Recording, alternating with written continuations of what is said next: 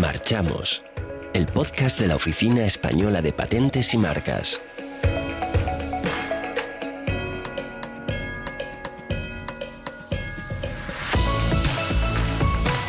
Una vez más, bienvenidos, bienvenidas a Marchamos, el podcast de la Oficina Española de Patentes y Marcas, en el cual tratamos sobre la actualidad en el ámbito de la propiedad industrial, en el ámbito de la propiedad intelectual en general y en otras cuestiones también muy relevantes para nuestro sector. Y bueno, este es el segundo episodio.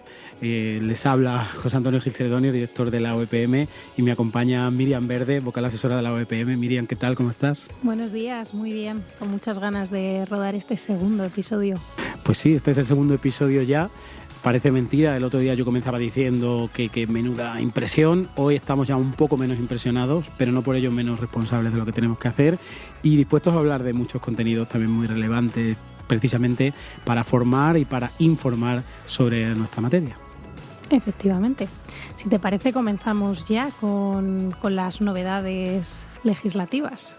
Bueno, hablemos de actualidad en general, pero de novedades legislativas en concreto. Así que, Miriam, sorpréndenos. Bueno, pues vamos a comenzar primero hablando de la Ley Orgánica de Modificación de la Ley Orgánica del Poder Judicial, puesto que el pasado 30 de junio de 2022, y digo esto porque nunca se sabe cuándo se va a escuchar este podcast, el Congreso tramitó la aprobación sin votos en contra de la reforma de la Ley Orgánica del Poder Judicial. Y en la Oficina Española de Patentes y Marcas hemos tenido algo que ver con parte de sus contenidos. Aunque es cierto que falta la aprobación del Senado, sí que es verdad que es una gran noticia para la propiedad industrial porque de alguna manera supone que este contenido que introducimos es un giro copernicano en la revisión de los actos en materia de propiedad industrial de la OEPM. ¿Y cuál es en concreto ese contenido que hemos propuesto? Bueno, pues se atribuye a las secciones especializadas en materia mercantil de las audiencias provinciales de los recursos que se planteen contra las resoluciones que agoten la vía administrativa de la OEPM en materia de propiedad industrial. Entendemos por especializadas como aquellas secciones que en la actualidad ya están conociendo de los recursos interpuestos contra las resoluciones de los juzgados de lo mercantil que tienen atribuido ya este conocimiento de estas materias. ¿Y por qué? ¿Cuál es la justificación de atribuir esta competencia a estas secciones especializadas de las audiencias provinciales?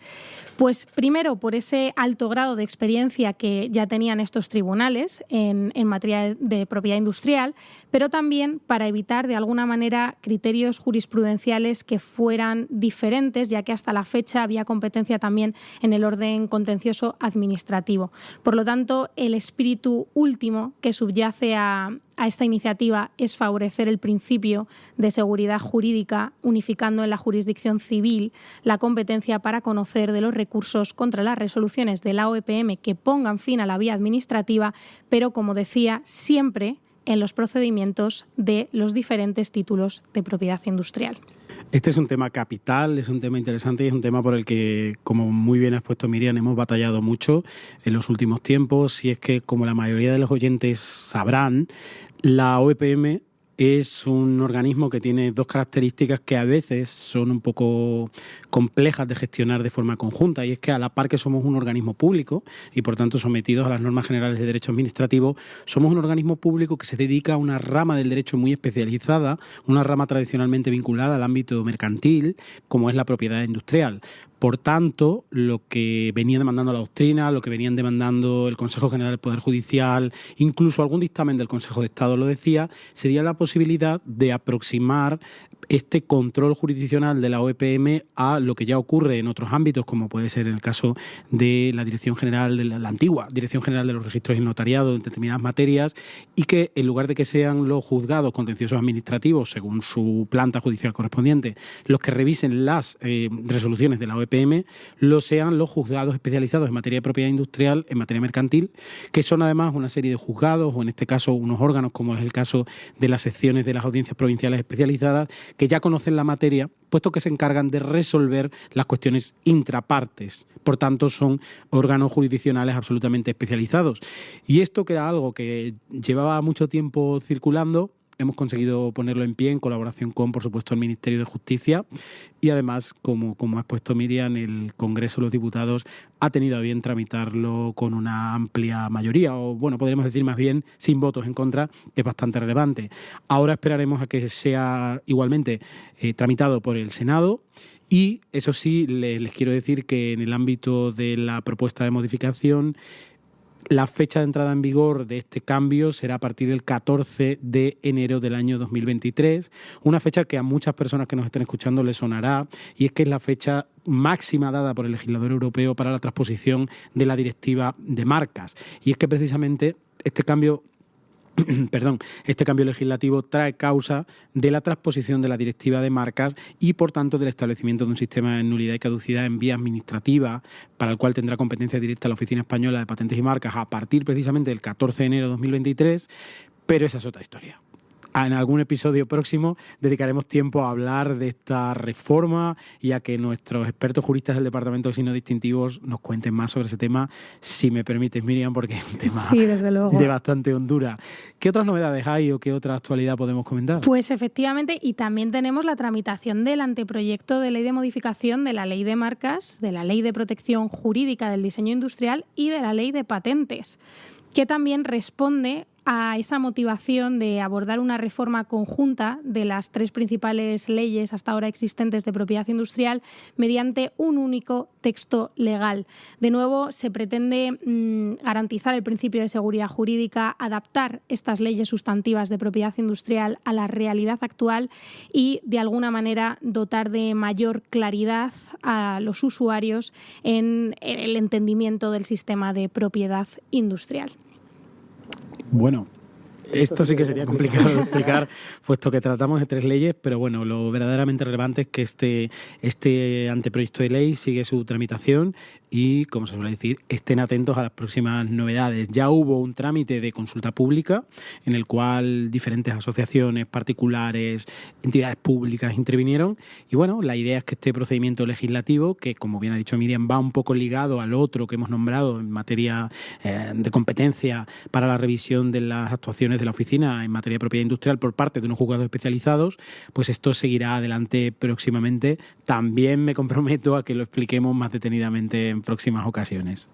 Y precisamente hablando de esos procedimientos de participación, de consultas públicas, de información, audiencia pública, no podemos cerrar esta sección sin referirnos al gran proyecto que tenemos ahora mismo de participación pública, donde todos podéis participar en el plazo que se ha abierto a tal efecto. Y me estoy refiriendo en concreto al Plan Nacional de Lucha contra la Venta de Productos Falsificados y para la Observancia de los Derechos de Propiedad Industrial. Y es que, José Antonio, solo en España las infracciones de estos derechos se contabilizan, según la Oficina de Propiedad Intelectual de la Unión Europea, la UIPO, en 5.753 millones de euros anuales en pérdidas, así como, además, una supresión de 44.697 puestos de trabajo directos cada año. Por lo tanto, hemos iniciado este proceso, hemos iniciado esa fase de consulta pública, que además va a estar abierta hasta el día 19 de julio de 2022. Se pueden remitir las observaciones a través de un correo electrónico, plannacional-falsificaciones@oepm.es.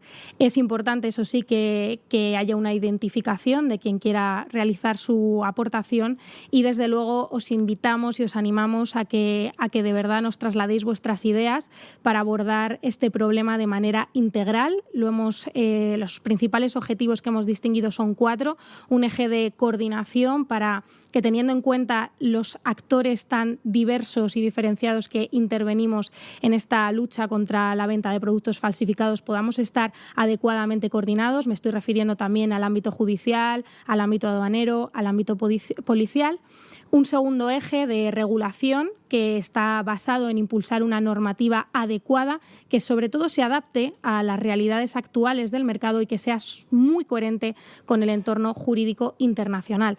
Tendríamos un tercer eje de análisis para conseguir la armonización, la automatización en el sistema de recogida de datos para proporcionar datos reales, fiables, numéricos, que nos permitan cuantificar de algún modo los enormes daños que genera este problema.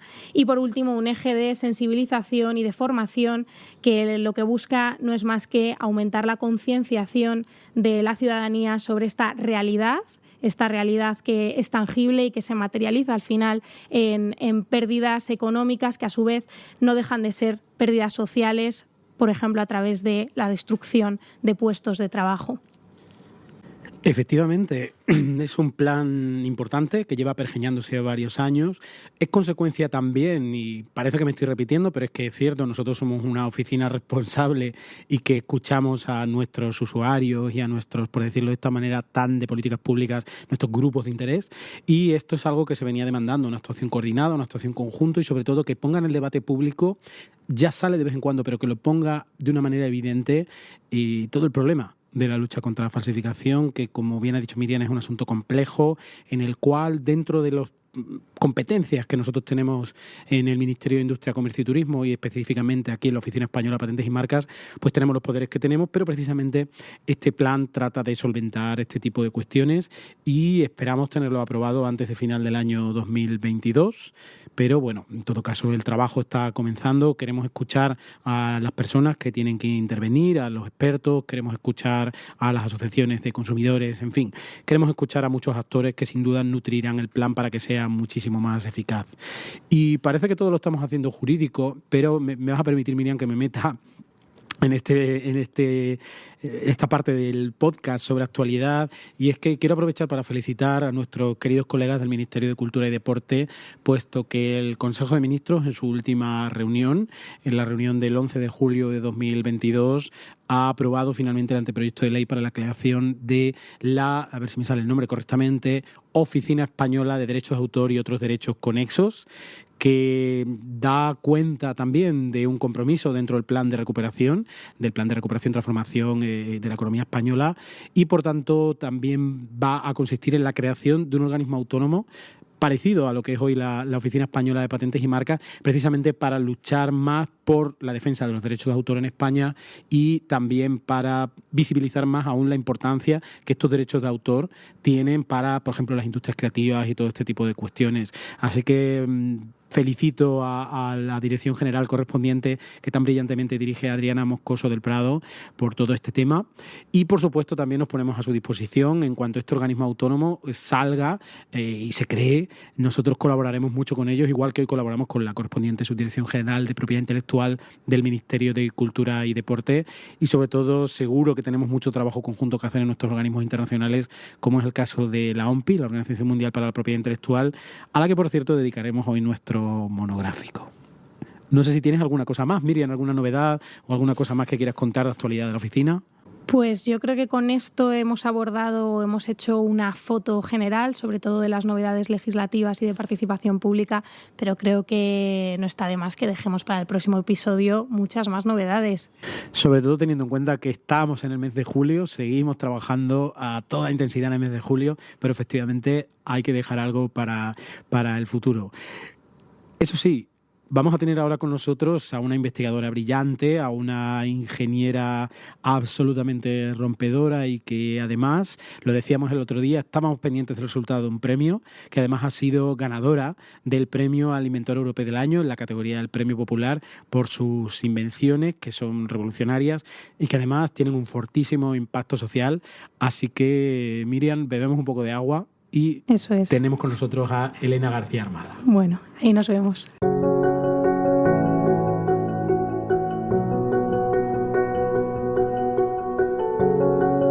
Y hoy tenemos con nosotros, lo adelantábamos en el episodio anterior de nuestro podcast, a Elena García Armada, una vez ha ganado ya el premio a la inventora europea del año, que ha sido entregado muy recientemente por la Oficina Europea de Patentes.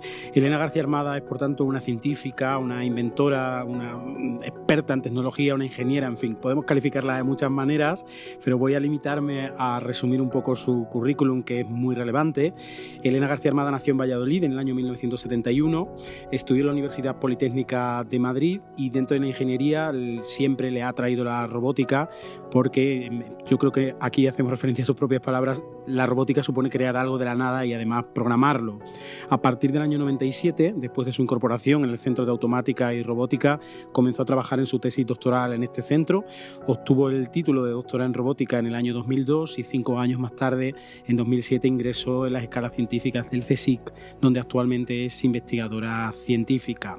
Además de eso, y a fin de no hacer un spoiler de la entrevista y no hablar un poco de la trayectoria investigadora específica que ha conllevado la entrega de este premio tan recientemente, sí podemos decir que no solo a esta faceta de investigadora y de científica, ingeniera, reúne, no está sola esa faceta, sino que también se une la faceta de empresaria, puesto que, como tendremos oportunidad de hablar, ella es también fundadora de Marcy Bionics, una empresa derivada precisamente tanto del Consejo Superior de Investigaciones Científicas como de la UEPM, cuyo objetivo es la investigación y la creación de exoesqueletos pediátricos, de los que luego podremos hablar. Así que creo que esta presentación breve habla por sí sola. Lamento, Elena, si he dejado alguna cosa importante, pero ante todo, Elena García Armada, muchas gracias por estar en este podcast de la UEPM. Nada, un placer. Muchísimas gracias por la intro. Nada, para nosotros es un placer, sobre todo porque ya sabes que han sido unos meses en los que hemos estado apoyando mucho la candidatura tuya para el premio al inventor europeo del año, y es para nosotros muy satisfactorio porque, bueno, en personas de tu trayectoria y de tu calidad científica, investigadora y también, quiero subrayar, empresarial, pues se pone de manifiesto que España es un país en el que también se hace buena tecnología, se desarrollan buenas patentes, en definitiva, se hace buena ciencia, ¿no? Así que el placer es nuestro que estés con nosotros. Así que entrando ya al contenido de la entrevista, si te parece, Elena, la primera pregunta es obvia, como he dicho anteriormente. ¿Puedes explicarnos brevemente en qué campo de la ciencia y la tecnología es el que está vinculada a tu trayectoria? Lo hemos adelantado un poco, pero yo creo que en tus palabras serán las cuales podamos entenderlo mejor. Pues principalmente se centra en robótica, la robótica que es una combinación entre electromecánica, instrumentación, muchísimos sensores y sobre todo sistemas de control capaces de entender, de interpretar y de tomar decisiones.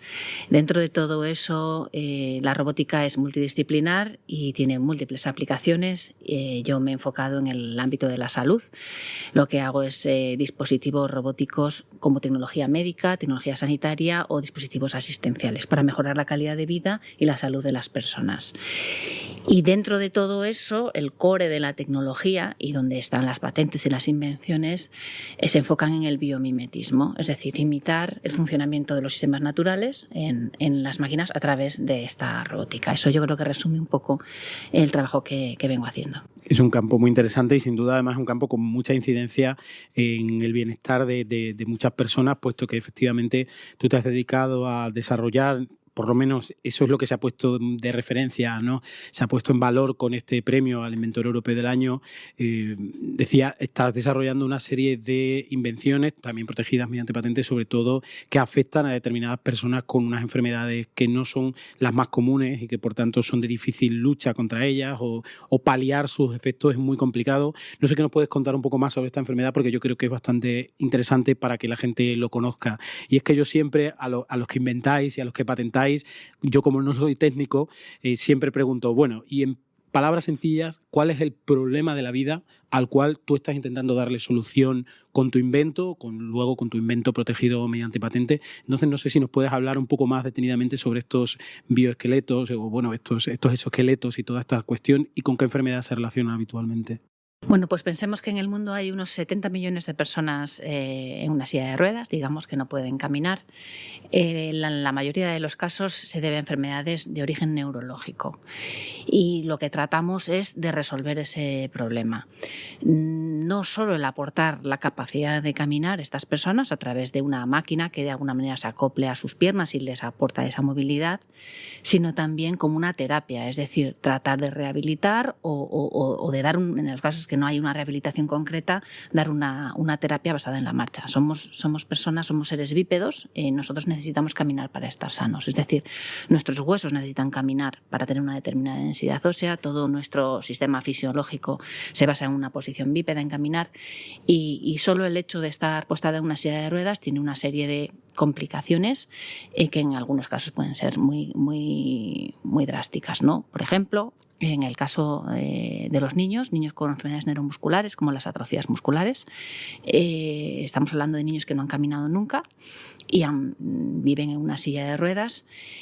Estos niños tienen normalmente un problema de degeneración por culpa de la enfermedad, van perdiendo fuerza muscular y esa fuerza muscular, pues en concreto, entre otras cosas, les debilita los músculos que sujetan la espalda. Y al estar postrados en una silla de ruedas constantemente, pues todavía se debilitan más esos músculos. Es decir, es como si tuviéramos una escayola enorme en todo su cuerpo. Cuando todos nos hemos tenido alguna vez una escayola, y cuando te quitan la escayola tienes un pellejito, el músculo se ha quedado, pues eso, que no tiene ni fuerza ni nada y necesitas rehabilitar, has perdido rango articular. Bueno, pues imaginemos que estos niños tienen una enorme escayola en todo el cuerpo, pero no se la quitamos nunca, con lo cual cada vez se va debilitando más su musculatura, por un lado por su enfermedad, por otro lado por esa sedestación. ¿Qué necesitan estos niños? Caminar. Lo que necesitan es caminar. Entonces, lo que nosotros aportamos es un exoesqueleto. Se llama exoesqueleto porque es como eso, un exoesqueleto que va por fuera, pero realmente, aunque sí que tiene una función de sustentar el cuerpo del niño, evidentemente el niño no tiene nada de fuerza y entonces necesita algo que lo mantenga de pie, lógicamente, y en ese sentido es una estructura rígida que soporta el cuerpo, y ahí va el exoesqueleto, pero la verdadera función del exoesqueleto es el músculo. Lo que estos niños han perdido es músculo, y lo que aporta el exoesqueleto es músculo. Es una combinación de músculos artificiales que trabajan en paralelo a los músculos humanos, y lo que aportan es esa fuerza que necesita para ponerse de pie y para caminar. Esto es el exoesqueleto pediátrico, es una tecnología que se puede expandir a personas adultas con enfermedades neurológicas también. Las atrofias musculares también las encontramos en adultos, y otras neuromusculares, como puede ser la esclerosis múltiple, el ELA, tiene aplicaciones en la rehabilitación del ictus. Es decir, estamos hablando en general de patologías neurológicas en todas las edades. La tecnología subyacente es escalable. Es súper interesante, desde luego, y además, como hemos podido ver, este tipo de tecnologías y su desarrollo son los que han llamado la atención de muchas personas en todo el planeta, y también de la Oficina Europea de Patentes, puesto que esas patentes están protegidas también a escala europea, y que ha sido merecedora de ese premio popular por apoyo de muchas personas que han considerado la relevancia indudable en términos sociales de esta innovación tecnológica. ¿Qué puedes contarnos de esta experiencia, puesto que estuviste en la gala de entrega del premio y lo has vivido en primera persona? Todavía la Oficina Europea de Patentes está celebrando este evento de una manera no presencial, de una manera híbrida, pero bueno, tú has estado allí. No sé qué nos puedes contar de esta experiencia.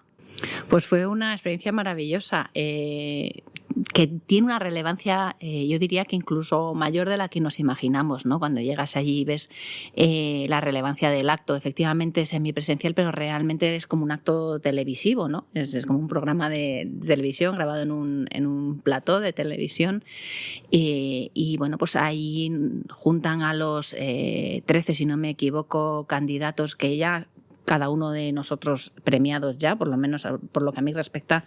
Para mí el estar ya seleccionada en cada una de las categorías, en el caso de investigación, en la categoría que iba yo, éramos 3 seleccionados, y la verdad es que cada uno de los proyectos era impresionante, ¿no? Entonces yo creo que ya el hecho de que la Oficina de Patentes, de todas las miles y miles de patentes europeas que tienen, haga una selección de 13, 3 por categoría, eso ya tiene una relevancia tremenda, porque ya estoy distinguiendo tu tecnología respecto a cualquier otra, sobre todo si hablamos de la importancia que tienen las patentes, sobre todo para las empresas, en cuanto a distinguir la ventaja competitiva, ¿no? Es decir, cuál es el diferencial de tu producto, de tu tecnología respecto de otros similares que puede haber. Pues el estar ahí y que no haya otro similar de todas las patentes que puede haber, pues eso ya es importantísimo. Entonces, para mí este premio, primero, fue maravilloso. Creo que el evento fue, pues eso, de una importancia y de una relevancia que la verdad es que fue algo, vamos,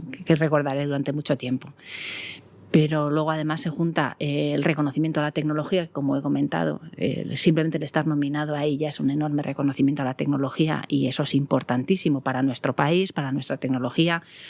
Mucho se dice, y es cierto, ¿no? España es puntero en ciencia y, sin embargo, bueno, pues en innovación parece que está un poquito atrás, tenemos un trabajo por hacer, pero está claro que lo estamos haciendo, ¿no? Estamos en ese camino. España en este momento ha estado nominado por su tecnología. Y el hecho de ganar el premio, además apoyado por toda la votación popular, es el que pone de manifiesto, además, el otro plano que evidentemente tanto nos mueve, ¿no? Que es el impacto social que tiene la tecnología que hemos desarrollado. El fin último de la tecnología es mejorar la calidad de vida y la salud de los pacientes, en este caso son niños, y que además pues ya estamos viendo en los ensayos clínicos que hay un beneficio con un impacto importantísimo, ¿no? Entonces, no sé, es un premio redondo. Para mí es un premio redondo, es que lo tiene todo. Pues desde luego me dejas casi sin palabras, porque efectivamente algo de lo que insistimos mucho desde la Oficina Española de Patentes y Marcas, en general, desde todas las oficinas de propiedad industrial, es precisamente que no se inventa porque sí, sino que se inventa para algo y por tanto se patenta para algo, y es precisamente para que eso tenga un impacto social, un impacto medioambiental, un impacto económico, es decir, depende del tipo de invención, ¿no? Pues tendrá un tipo de impacto u otro, pero precisamente esa es la idea, ¿no? El carácter finalista de las patentes y la idea de que detrás de las patentes y del proceso de invención hay un esfuerzo importante científico, tecnológico, de ingeniería, social, económico, que tiene que tener un impacto. Esa es la idea clave, y efectivamente concuerdo contigo en que estamos un poco atrás de lo que quizá podríamos estar teniendo en cuenta las bases de la ciencia española o la cantidad de muy buenos científicos y científicas que hay en España, y efectivamente por ahí hay que abordarlo. Entonces, en ese sentido, adelanto una de las preguntas que tenía un poco como colofón, pero yo creo que la podemos hacer ahora de una manera muy adecuada. Es que desde tu posición muy diría privilegiada, porque te permite ver la situación de una manera completa, ¿qué crees que se puede hacer en nuestro país para fomentar más precisamente esa transferencia de conocimiento, esa transferencia de tecnología, que esa ciencia se convierta, por tanto, en lo que tú ya has dicho, en la innovación? Y sobre todo, ¿qué podemos hacer desde determinadas organizaciones públicas? Pues tú perteneces al CSIC, que es un organismo de una indudable importancia. Nosotros trabajamos aquí desde la Oficina Española de Patentes y Marcas, pero también trabajamos en los foros internacionales en materia de propiedad industrial. En fin, desde tu privilegiada posición, no derivada de un privilegio, sino de mucho trabajo, era lo que quería decir. ¿Qué crees que podemos hacer más o cuál es tu visión sobre el asunto? Pues efectivamente, España tiene una capacidad científica y un talento científico que son admirables. Estamos en el top 10 en todos los rankings científicos. Y sin embargo, efectivamente, en innovación, en patentes que se registran, en startups que se crean, en las que sobreviven, ahí ya directamente ni se hacen los rankings, pues estamos un escalón por debajo, ¿no? Yo creo que hay que hacer un esfuerzo efectivamente por alinear esto. ¿Y cómo se puede hacer? Pues yo creo que hay bastantes flancos por los que se puede trabajar. El principal, diría yo, que es darle la importancia que queremos que tenga, ¿no? En general, la ciencia se evalúa y a los investigadores se les evalúa por contribuciones a publicaciones científicas para poder luego, pues efectivamente, estar en esos rankings basados en publicaciones científicas. Y al final, todo lo que supone un premio para el investigador va relacionado con eso, con las publicaciones. Hay un poco una carrera por publicar que muchas veces penaliza luego el retorno de esos resultados de la investigación a la sociedad, que debería ser el fin último. Es decir, cuando los organismos financiadores, Comisión Europea, Ministerio y demás, tienen en sus convocatorias de investigación unos pilares fundamentales que son los retos sociales, el reto de salud, el reto de espacio, lo que sea, ¿no? O sea, hay una serie de retos que vienen marcados por unas necesidades sociales. Y eso es lo que nos marca el camino a seguir en la investigación. Pero al final la meta no es llevar esos resultados de la investigación a la sociedad, sino que es publicar. Creo que la publicación tiene que ser, pues, una consecuencia más de esos resultados de la investigación, pero no deberían ser el fin último de la investigación. El fin último de la investigación tiene que ser retornar a la sociedad los resultados de la investigación. En mi opinión, ahí es donde estamos fallando. ¿Y cómo se puede reforzar esto? Bueno, pues hay que darle una vuelta a todo esto, evidentemente. ¿Qué es lo que, dónde va a encontrar la recompensa el investigador a su trabajo? Ahí son cosas que tenemos que darle una pensada y tratar de resolverlo. Hay otro aspecto también que es muy importante, ¿no? Porque cuando nos hemos encontrado con investigadores, y bueno, yo me estoy centrando sobre todo en la innovación que sale de la investigación, porque es mi campo. Evidentemente esto lo podemos extrapolar a cualquier otro ámbito, pero centrándonos en el ámbito de la transferencia de tecnología desde la investigación a la sociedad, los casos en los que se crean spin-offs, se crean startups, es muy difícil que sobrevivan estas startups. ¿Por qué? Porque el Valle de la Muerte, el Valle de la Muerte, el Valle de Muerte, sobre todo cuando hablamos de empresas tecnológicas, digamos que ese Valle de la Muerte es muy profundo y muy largo.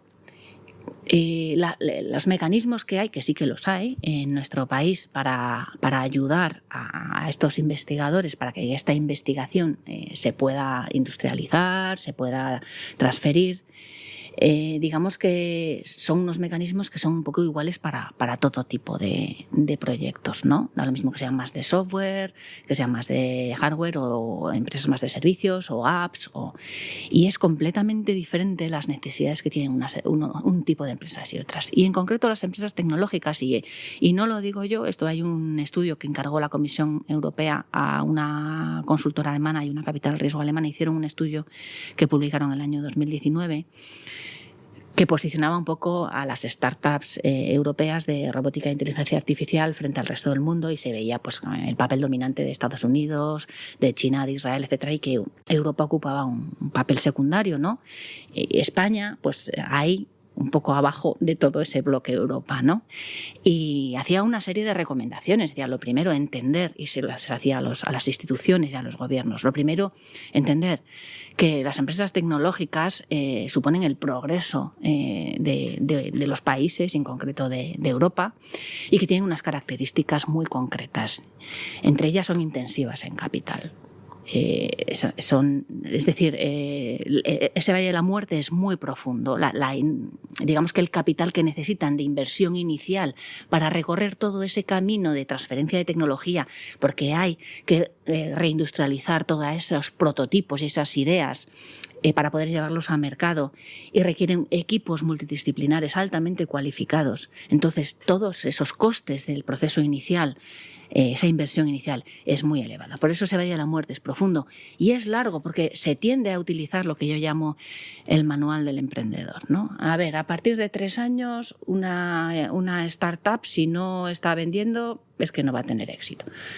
No podemos poner ese tipo de filtros y esos clichés, porque no hay 2 startups iguales, no hay 2 spin-offs iguales, porque cada empresa es diferente, tiene unas complicaciones determinadas, una situación es la que sea, y sobre todo un producto muy diferente, y el proceso de llegada al mercado es muy diferente. Si hablamos ya de una aplicación al sector salud, ya ni te cuento, porque eso alarga todavía más los tiempos de llegada al mercado, porque entonces tenemos que sacar un marcado CE que requiere unas evaluaciones clínicas, y una vez que tienes el marcado CE tienes que entrar en un sistema de reembolso público que es complejo, que tiene una serie de procedimientos estandarizados, los que sean, ¿no?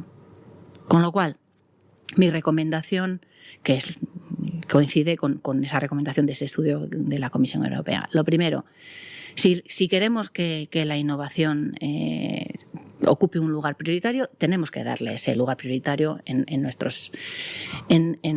aquello en lo que nosotros, todos los mecanismos que pongamos, ¿no?, sobre la mesa. Cómo valoramos la innovación, de qué manera premiamos al investigador por innovar, y después cómo apoyamos a ese equipo de investigadores que se convierten en innovadores, cómo les apoyamos. Hay que apoyarles con capital, es decir, tiene que haber mecanismos que estén avalando esos procesos de transferencia tecnológica, ¿vale? No podemos dejarlo simplemente a que estas personas se busquen en la vida buscando en los mercados financiación. Generalmente en estos procesos que tienen tanto estos tiempos de llegada al mercado tan largos, no van a encontrar el interés de los capitales privados hasta que no estén ya vendiendo. Con lo cual lo que hacemos es, pues se van muriendo, todos estos proyectos se nos van muriendo y no llegan. Así que, primero, pues valorarlo como queremos valorarlo. Segundo, financiarlo en la medida en la que cada proyecto lo necesite. Y bueno, pues por último, hacer todo lo posible para que sigan siendo españoles, porque también esto es algo por lo que tenemos que pelear, porque los proyectos surjan, la innovación surja, crezca, y retenerla en España. Y claro. esa es otra cosa que es importante. Y que repercuta, desde luego, que ese retorno de las inversiones... Que nos retorne a nosotros. Exacto, que nos retorne a nosotros. Tú, evidentemente, estos temas, como cualquiera que escuche esta entrevista puede comprobar, sabes muchísimo, porque adelantaba yo ya en tu presentación que tú también, además de tu trayectoria solidísima en materia de investigación y de ingeniería, de ciencia, eres empresaria, ¿no? Tú ahora mismo eres la CEO de Marcy Bionics, que nos puedes contar un poco sobre Marcy Bionics y sobre tu experiencia en general y sobre además tu experiencia en relación a la transferencia de conocimiento y de tecnología a través precisamente de la creación de una empresa de base tecnológica. Pues efectivamente todo lo que sé lo he aprendido en Marcy Bionics. Marcy es una empresa de base tecnológica, es una spin-off del CSIC y la Universidad Politécnica de Madrid. Es un vehículo para transferir a la sociedad los resultados de mi investigación y en este momento estoy orgullosa de decir que por fin he construido ese puente, ¿no? Es decir, tengo todos los TRLs, todos los niveles de Technology Readiness, como se dice en español, todos los niveles de preparación de la tecnología, sí, desde la idea de concepto hasta el mercado, hasta la sociedad. Sí, toda, ¿no? La maduración quizás sería. Exactamente, sí, maduración. Sí, pero se entiende perfectamente. Entonces, bueno, pues tengo evidentemente la pata de investigación básica en el CSIC, con esos niveles, digamos, más de idea de concepto y primeros desarrollos, y luego a través de la empresa, que también es una empresa de I+D, y por tanto la I+D es el core de esta empresa. Se trabaja en I+D, pero en unos TRLs un poquito más avanzados, y se transfiere todo esto hasta el mercado, se industrializa, se obtienen las certificaciones adecuadas y se comercializa, con lo cual tengo todo el proceso continuo, ¿no? Esto era mi objetivo, ¿no? Es decir, que mi investigación no se quedara en unos papers, no se quedara en un armario y que se cumpliera ese objetivo, lo que para mí era el fin último de la investigación, ¿no? Resolver un reto social. Hemos resuelto un reto que es un dispositivo que puede ayudar en la rehabilitación de estos pacientes. Bien, pues vamos a llevárselo a estos pacientes, no lo vamos a dejar en unos papers, ¿no? Que lo podíamos haber dejado ahí si hubieran venido otros a hacerse cargo de todo esto, que era mi primer intento. Es decir, a través de la licencia de las patentes, lo que puedes hacer es, con investigador, decir, vale, aquí está esta tecnología, aquí está patentada, yo te voy a ayudar a que tú hagas todo el proceso de industrialización y transfieras. Pero sucede que hay veces que no hay tejido industrial que esté al nivel de esa innovación, ¿no? O que requiera una inversión tan grande que no se atrevan, que el riesgo es muy elevado, que fue lo que pasó. Yo tuve que fundar la empresa porque no encontré en el tejido empresarial quien pudiera coger estas patentes y transferir esta tecnología a la sociedad. Para mí ahora mismo es el proyecto de mi vida. He aprendido muchísimo, he salido de mi círculo de confort no sé cuántas veces, es decir, como un árbol, como los anillos del tronco de un árbol, ¿no? He ido saliendo de mi círculo de confort y ahora estoy como, no sé, en la estratosfera en este momento. Pero he aprendido muchísimo y estoy orgullosísima del camino que hemos andado. Hemos construido un equipo ejemplar de personas altamente cualificadas, pero con una componente humana impresionante, todos apostando por el fin último, que era, pues eso, que esta tecnología llegara a la sociedad. Y en este momento pues seguimos peleando, la principal lucha ha sido y sigue siendo la financiación. Es muy difícil financiar este tipo de empresas, como he comentado antes, y en este momento estamos en ese reto de la adopción de la tecnología por parte de los sistemas nacionales de salud. Ya estamos vendiendo internacionalmente, pero el sector privado, y ahora nuestra nueva pelea es llevar esto a la sanidad pública, no solo de nuestro país, sino de todos los países, para que esto llegue a todos los niños independientemente del bolsillo. Pues es una tarea seguro apasionante, a la par que complicada, así que, bueno, yo creo que es un gran ejemplo, precisamente un ejemplo exitoso de transferencia de tecnología, de una tecnología desarrollada y patentada de manera adecuada y además reconocida con este premio al que hemos hecho referencia. Como sabemos todos que eres una mujer muy ocupada, te agradecemos mucho el equipo que preparamos este podcast, que estés hoy con nosotros, y sobre todo te agradecemos mucho tu tu fuerte vinculación muy didáctica con la importancia que tiene la transferencia de tecnología, la importancia que tiene patentar en un país en el que, como tú misma has dicho, se patentan menos quizá de lo que es deseable. Así que nada, Elena García Armada, muchas gracias por acompañarnos y ha sido un placer poder tener este intercambio de ideas tan interesante. Nada, gracias a ti, un placer también.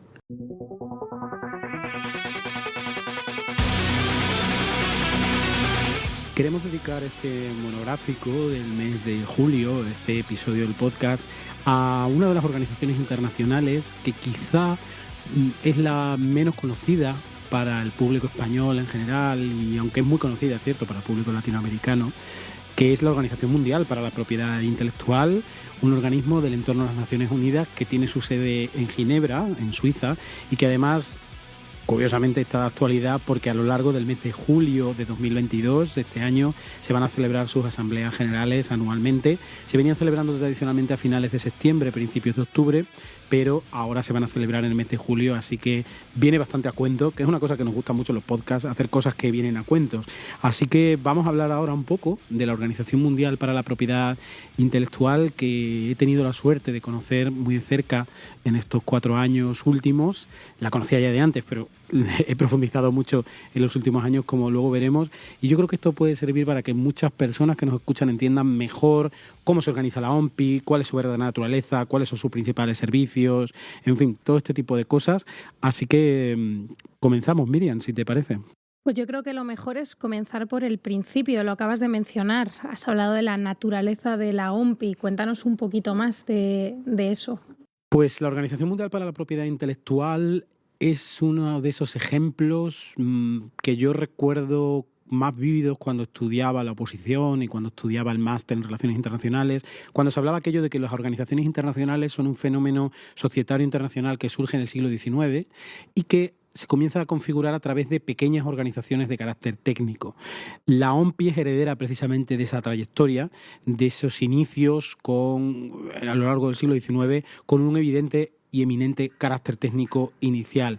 Y es que a finales del siglo XIX, en el año 1883, surge el conocido por todas las personas que se dedican al ámbito de la propiedad industrial, Convenio de París para la protección de la propiedad industrial, y luego, en el año 1886, surge el Convenio de Berna para la protección de las obras literarias y artísticas, es decir, 2 tratados internacionales en los cuales ya se establecen una serie de obligaciones para los Estados miembros, para los Estados partes, para los firmantes precisamente de esos tratados internacionales, de esos convenios, para establecer sistemas de protección nacional de la propiedad industrial en su sentido más amplio, es decir, estaríamos hablando de marcas, patentes, diseños, etcétera, y también para la protección de las obras literarias y artísticas. Pues bien, a raíz de esos 2 convenios, el Convenio de la Unión de París y el Convenio de la Unión de Berna, se añade un tercer convenio muy relevante, y es que el artículo 19 del Convenio de la Unión de París establecía que los países se reservan el derecho para concertar entre sí arreglos particulares para la protección de la propiedad industrial. Es en ese ámbito en el que surge en el año 1891 algo muy importante para nuestro país, el conocido como Arreglo de Madrid, que dio lugar al primer servicio internacional de presentación de solicitudes de registros de propiedad de derechos, de propiedad industrial, como es un sistema internacional de marcas, un registro internacional de marcas. Así pues, 1883 el Convenio de la Unión de París, 1886 el Convenio de Berna para la protección de las obras literarias y artísticas, y 1891 el Arreglo de Madrid, lo que hacen es configurar un sistema internacional para la protección de la propiedad intelectual en sentido amplio, y en el año 1893 se crean lo que se conocen como las BIRPI, que son el antecedente inmediato de la OMPI, que son las Oficinas Internacionales Reunidas para la Protección de la Propiedad Intelectual, que era una organización muy pequeñita, que se funda con 7 funcionarios nada más, en el año 1893 en Berna. Es decir, ya en Suiza, pero no en Ginebra, como en la actualidad. Y estas BIRPI se van a encargar de administrar esos tratados que van surgiendo, a los que luego se añadirán muchos más, como vamos a ver.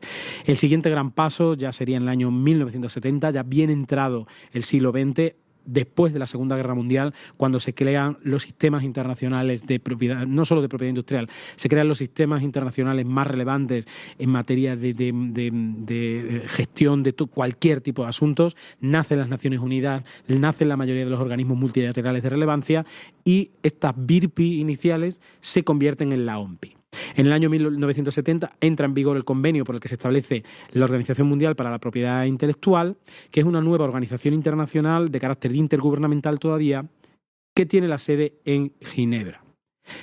Y en el año 1974, apenas 4 años después, la OMPI ingresa en la familia de organizaciones de las Naciones Unidas en calidad de organismo especializado. Por tanto, todos los Estados miembros de las Naciones Unidas, a partir de ese momento, pueden pertenecer a la OMPI, y esto es un elemento muy importante.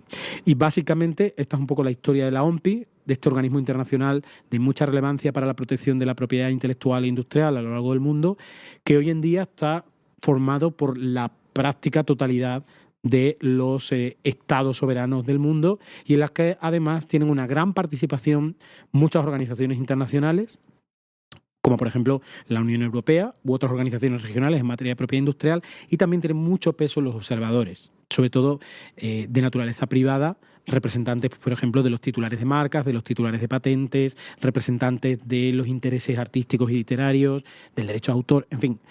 Una organización muy compleja, en definitiva, que tiene muchísima historia, como hemos visto.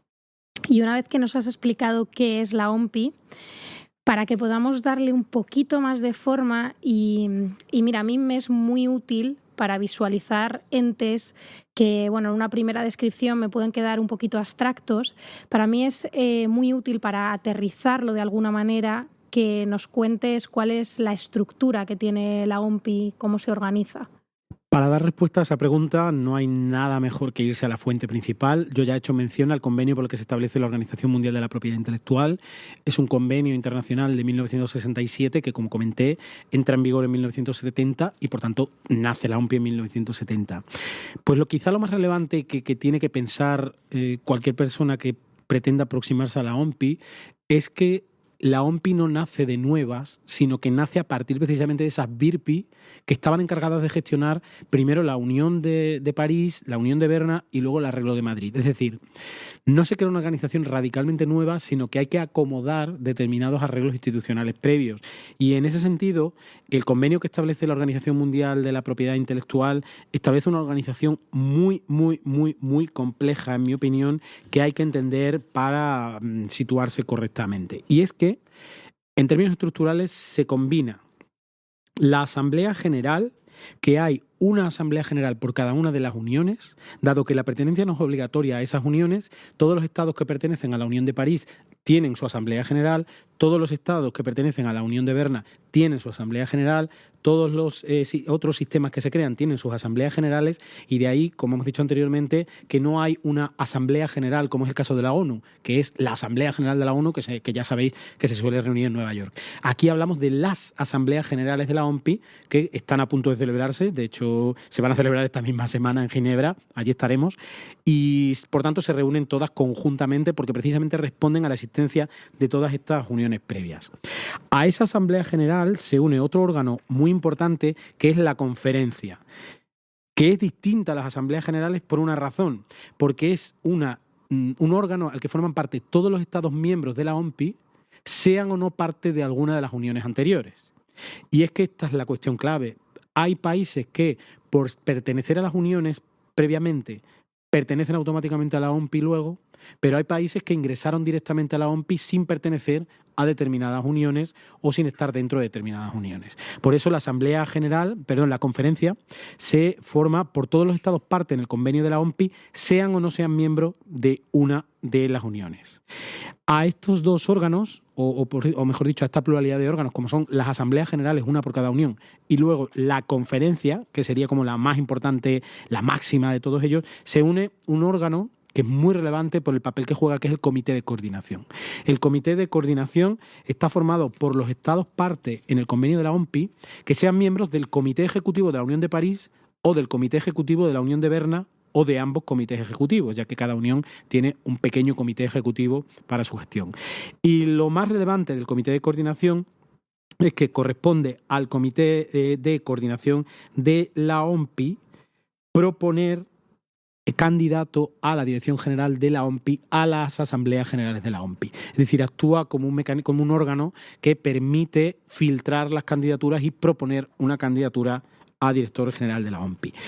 Es decir, asambleas generales una por cada unión, la conferencia, y luego también estaría este comité de coordinación que cada 6 años, puesto que ahora mismo el mandato cada 6 años de los directores generales, juega un papel fundamental a la hora de proponerles a las asambleas generales el nuevo director general. Por supuesto, como todas las organizaciones internacionales, hasta ahora he hablado de dónde están representados los Estados miembros, pero todas las organizaciones internacionales se le añade lo que se conoce como el secretariado, la oficina internacional, tiene diferentes nombres. En el actual convenio se le llama oficina internacional, que es básicamente la estructura administrativa que sirve para apoyar todas las iniciativas y el funcionamiento de la organización, que está encabezado por el director general, que es el máximo funcionario. Esto es igual prácticamente en todas las organizaciones del ámbito del universo de las Naciones Unidas, y en el ámbito de la OMPI es exactamente igual. Si antes decíamos que esas BIRPI que nacieron a finales del siglo XIX tenían 7 funcionarios, ahora mismo la OMPI cuenta con aproximadamente 1.200 funcionarios que administran un amplio conjunto de tratados. Porque es que si antes hemos hablado de 2 tratados fundamentales, como fue el Convenio de la Unión de París y el Convenio de la Unión de Berna, al que se añade luego el Arreglo de Madrid, en la actualidad la OMPI administra 26 tratados.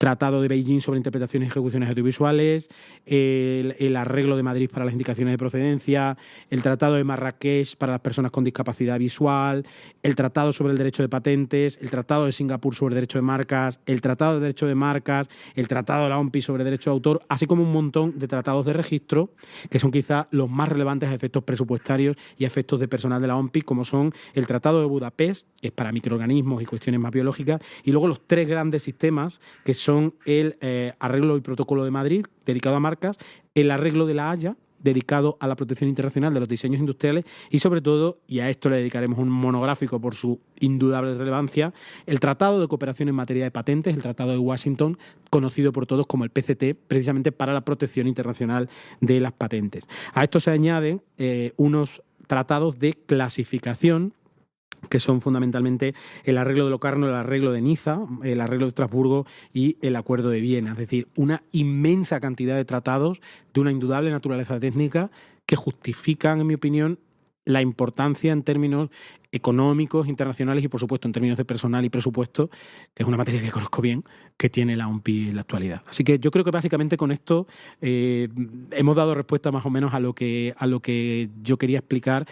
Añadido que la OMPI puede crear también otra serie de comités y grupos de trabajo dependientes de la Asamblea General, del Comité de Coordinación o de la Conferencia, y ahí tenemos a los comités permanentes, que son muchos, el Comité de Programa y Presupuesto, que es el órgano presupuestario, o también el Comité Permanente de Derecho de Patentes, el Comité Permanente sobre Derecho de Marcas, Denominaciones de Origen y Diseños Industriales, el Grupo de Trabajo sobre el PCT, el Grupo de Trabajo sobre el Arreglo de Madrid, en fin.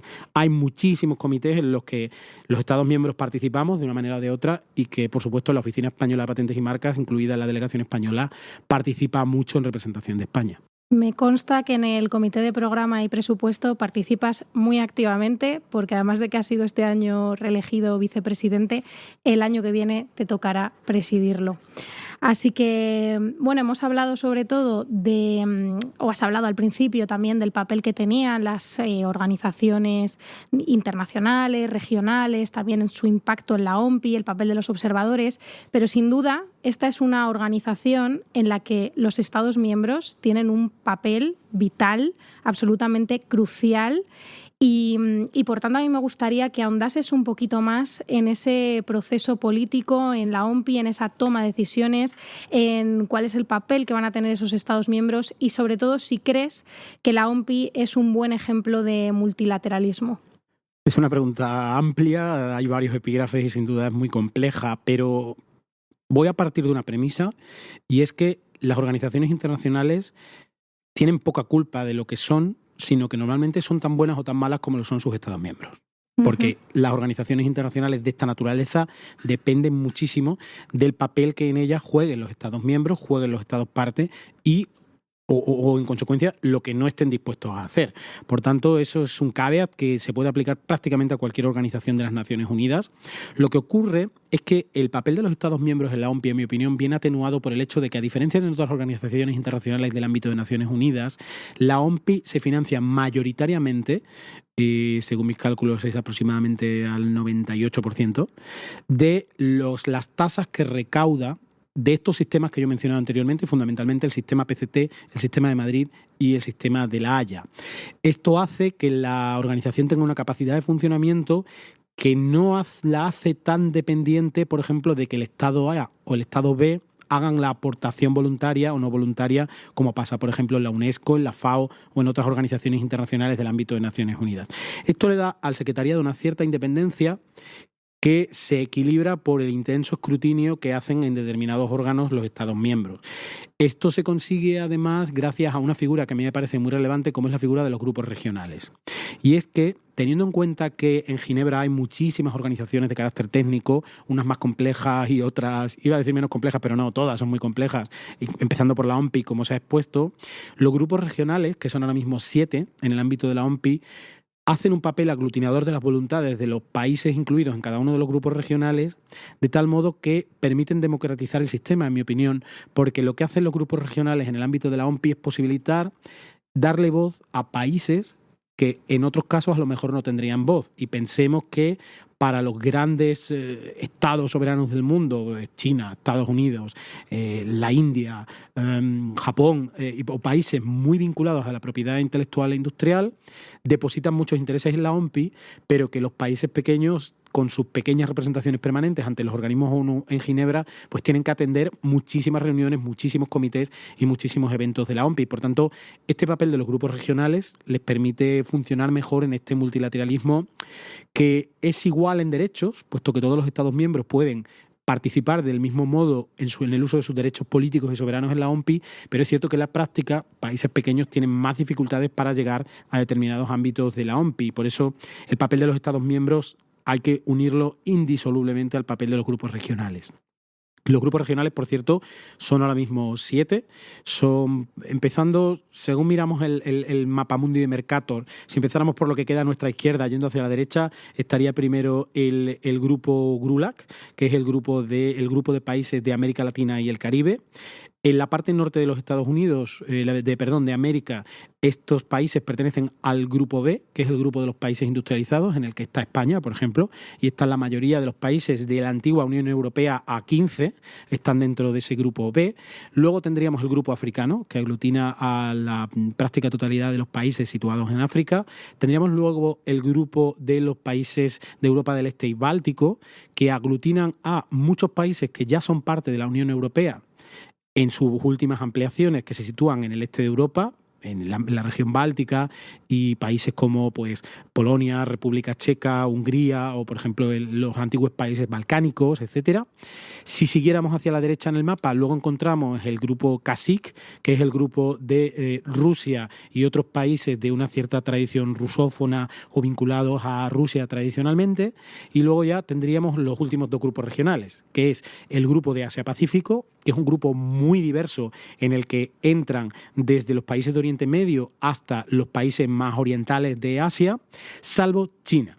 China, por su peso poblacional y por su importancia, no pertenece a este grupo, sino que tiene su propio grupo regional que más que un grupo regional es un único país, que es China.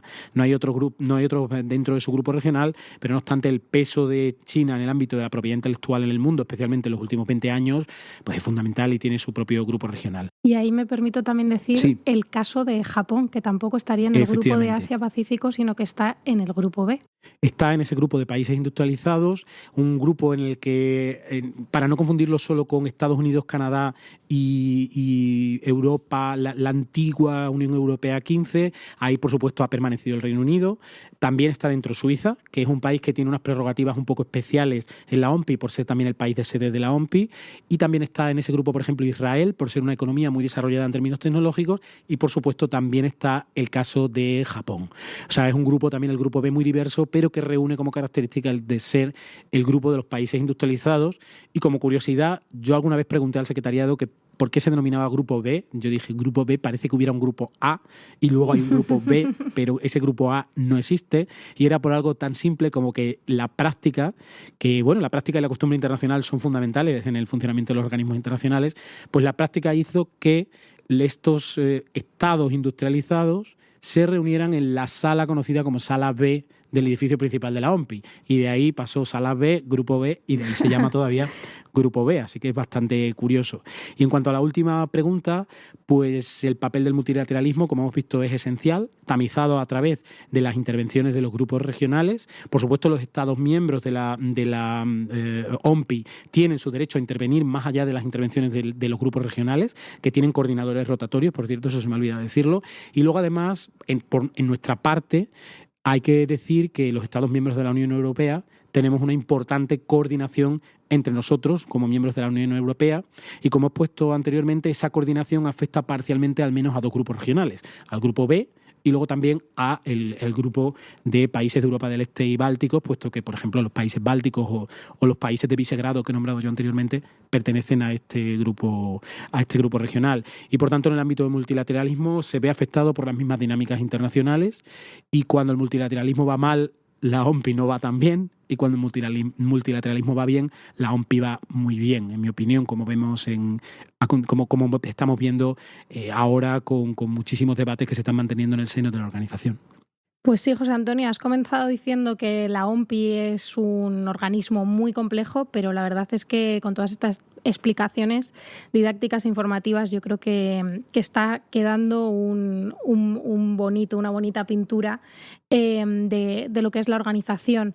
Pero desde luego no podemos cerrar esta sección sin hablar de España, de cuál es el papel que está teniendo España en la OMPI y cuál es la relación que une a la OMPI con España.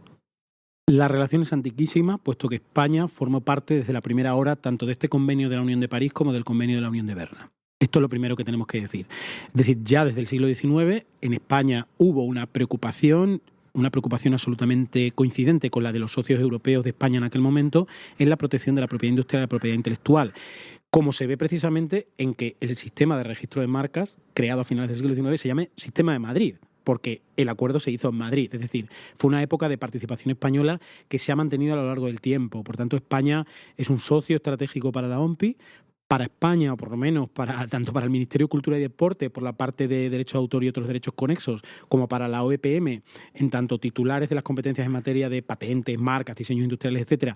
La OMPI es un foro fundamental. Desde luego, desde que yo soy director de la oficina, se ha dado muchísima prioridad a la OMPI. Participamos activamente en prácticamente todos los comités y todos los grupos de trabajo que dependen de nuestra responsabilidad. Y es que, además, hay que señalar que en el ámbito de tratados concretos de la OMPI, España juega un papel fundamental. Y aunque no quiero adelantarlo porque hay personas técnicas que podrán hablar mejor, en el ámbito del sistema regulado por el Tratado de Cooperación en Materia de Patentes, PCT, España es una de las 20 y tantas autoridades internacionales de este PCT para la búsqueda internacional y para el examen preliminar internacional, que se hacen además en lengua española. Y es que no podemos olvidar también que el español es una pieza clave de la OMPI, en tanto la OMPI basa su funcionamiento y su trabajo en el régimen lingüístico plurilingüe de las Naciones Unidas, es decir, el régimen de 6 lenguas: inglés, francés, español, árabe, chino y ruso. Por tanto, no es que solo tengamos muchos intereses materiales, sino que además en el ámbito de las Naciones Unidas y por tanto en el ámbito OMPI, nosotros también tenemos que hacer bandera de nuestra mejor representación, que es un idioma español que tenemos compartido pues con los países del GRULAC, ¿no? Entonces esto también es bastante importante. Además, la OMPI para la Oficina Española de Patentes y Marcas ha servido como un foro a través del cual instrumentalizar mucha cooperación con terceros países, fundamentalmente con América Latina, pero no solo con América Latina.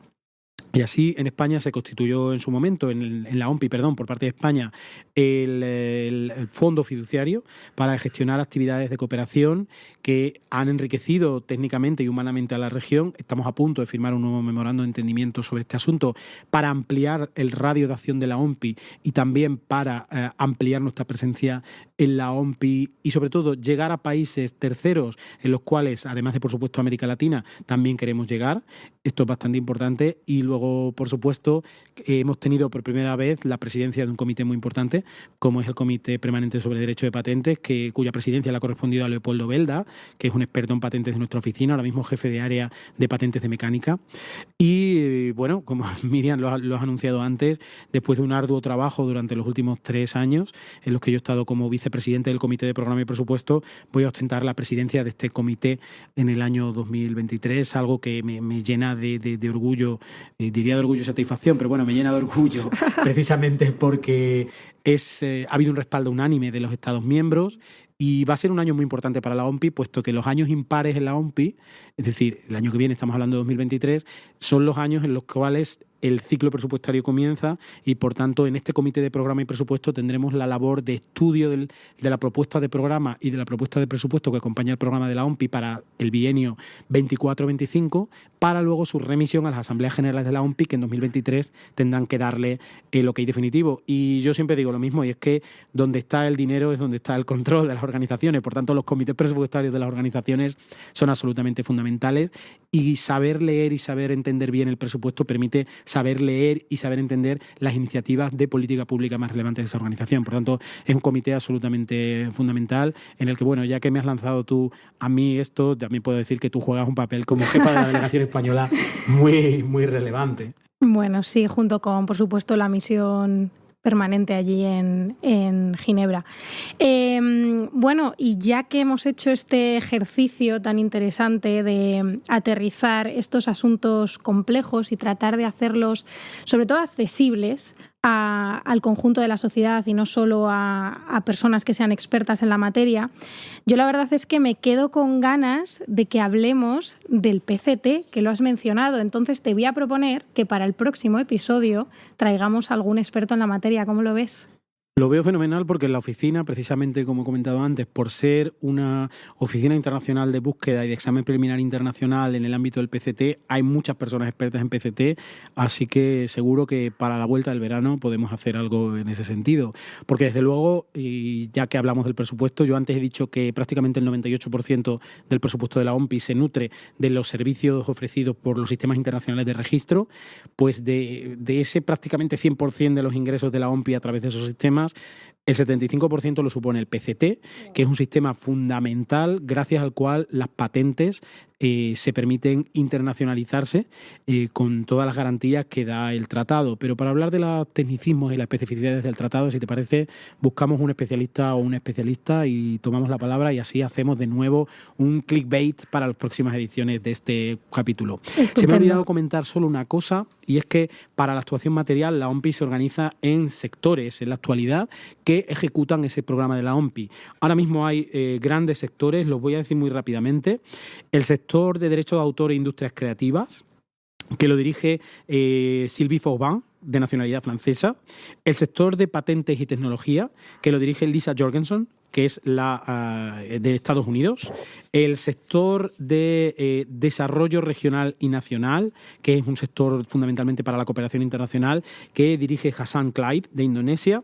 Y el sector de Marcas y Diseños, que lo dirige Wang Bingjing, de nacionalidad china. Además, hay otros sectores, como el sector de Propiedad Intelectual y Ecosistemas de Innovación, que lo dirige Marco Alemán, de Colombia. El sector de Retos Globales y Partenariados, que lo dirige Edward Kwakwa, de Ghana.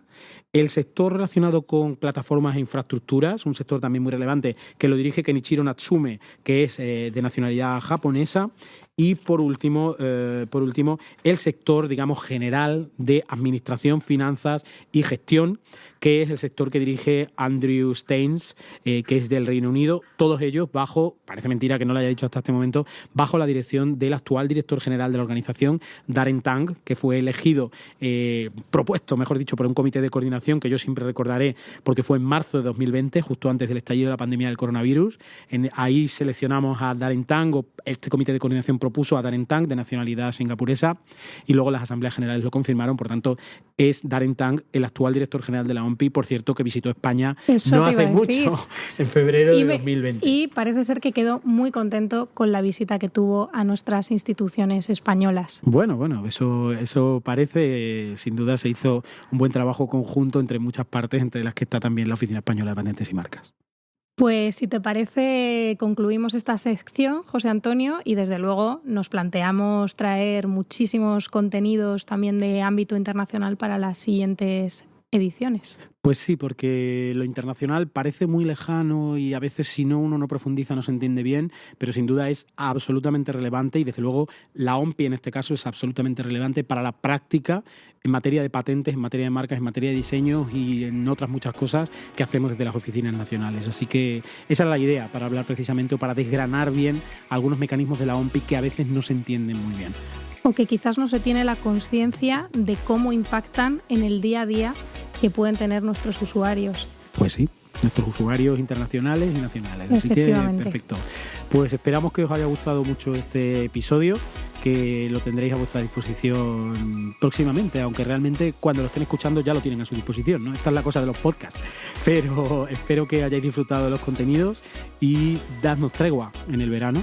Darnos tregua. El mes de agosto no habrá publicación del podcast, pero sin duda, como ahora van a ser las asambleas generales de la OMPI, como luego en el mes de septiembre vamos a tener nuevas actividades, seguro que hay actualidad nacional e internacional en materia de propiedad industrial, sin duda tendremos mucho que contar y lo seguiremos contando en la próxima edición en septiembre. Así que feliz verano, pero a ti no te deseo todavía un feliz verano, Miriam, porque nos queda todavía un mes de julio muy intenso para seguir trabajando. Desde luego que sí. Así que nada, esperemos que os guste y nos vemos en la próxima edición de Marchamos, el podcast de la Oficina Española de Patentes y Marcas.